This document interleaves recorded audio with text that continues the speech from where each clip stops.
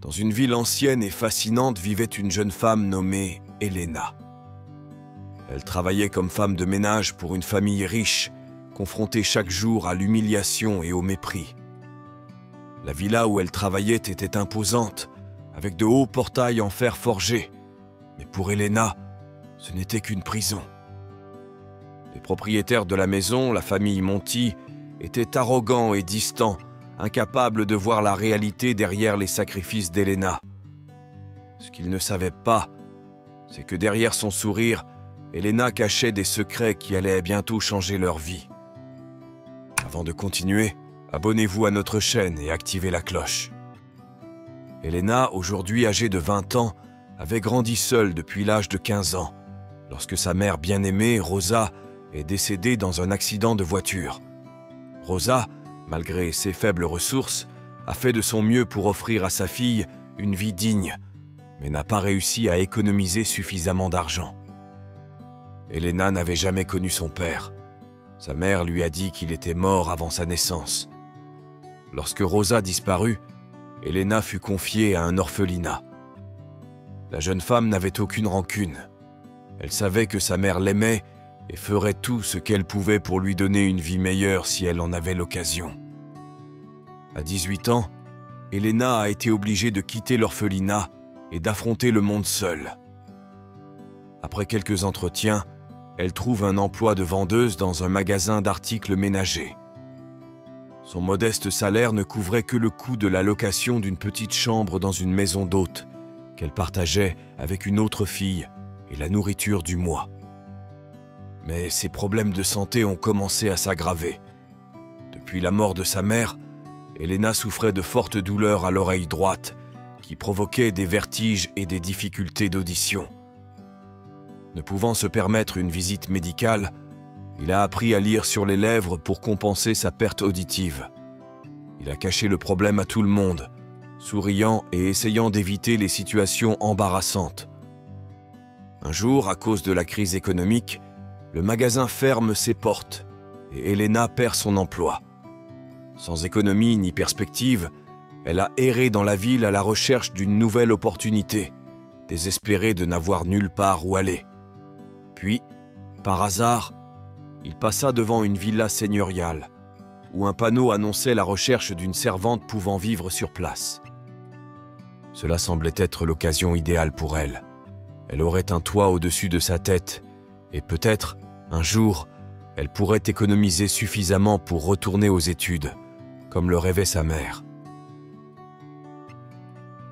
Le cœur plein d'espoir, Elena sonna à la porte et fut accueillie par Martha, la gouvernante. Martha, une femme d'âge moyen au visage marqué par la vie, a vu le désespoir dans les yeux de la jeune femme et a décidé de lui donner une chance, même si elle savait qu'elle n'avait aucune expérience en tant que servante. Sa compassion envers Elena l'a poussée à faire ce qu'elle n'aurait normalement pas fait, l'embaucher sans hésitation.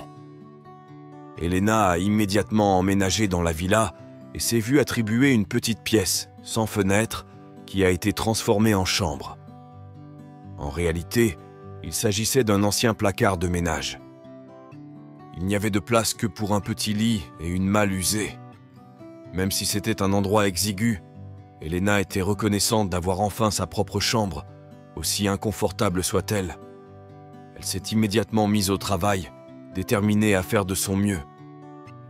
Peu de temps après, Elena rencontra des membres de la famille Monti. Le chef de famille, Vittorio, était un médecin à succès, un homme austère mais détaché.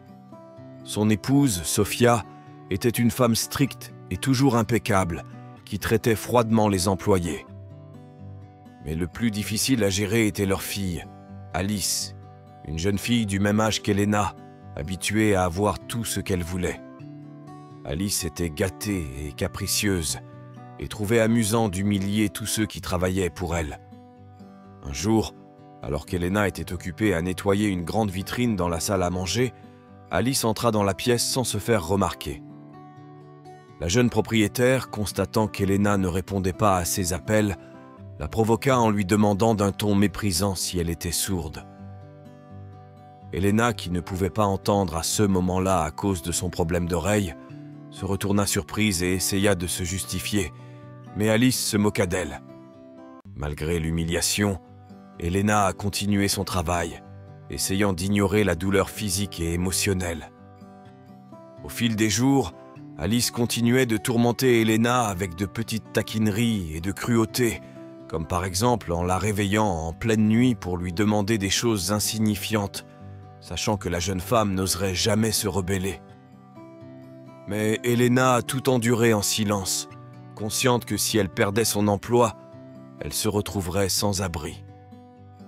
Mais un jour, quelque chose d'inattendu se produit.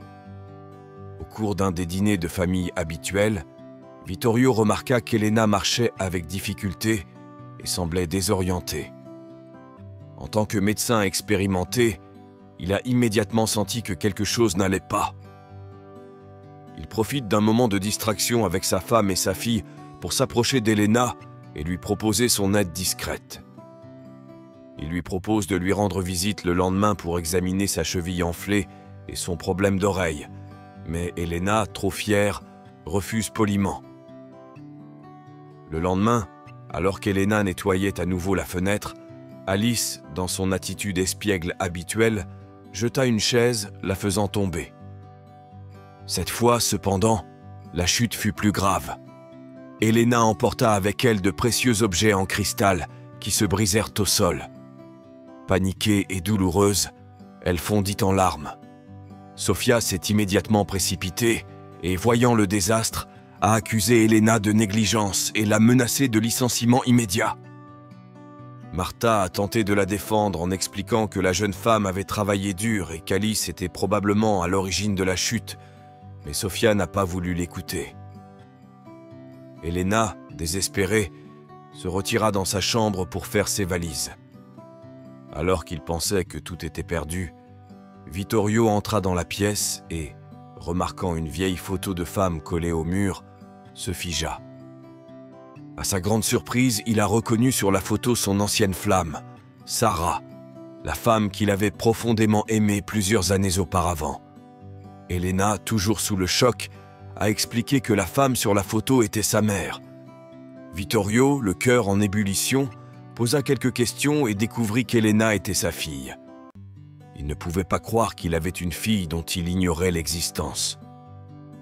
Avec une nouvelle détermination, Vittorio emmena Elena dans la salle à manger et confronta Sofia et Alice. Il a avoué qu'il avait commis une grave erreur dans le passé et a déclaré qu'Elena était sa fille. Sofia, furieuse, a refusé d'accepter la vérité, mais Vittorio était catégorique. Désormais, Elena serait traitée comme un membre de la famille et aurait l'opportunité de réaliser ses rêves. Alice, désemparée, ne pouvait pas accepter l'idée d'avoir une sœur domestique, mais Vittorio a fermement décidé que le moment était venu de remettre de l'ordre dans sa vie.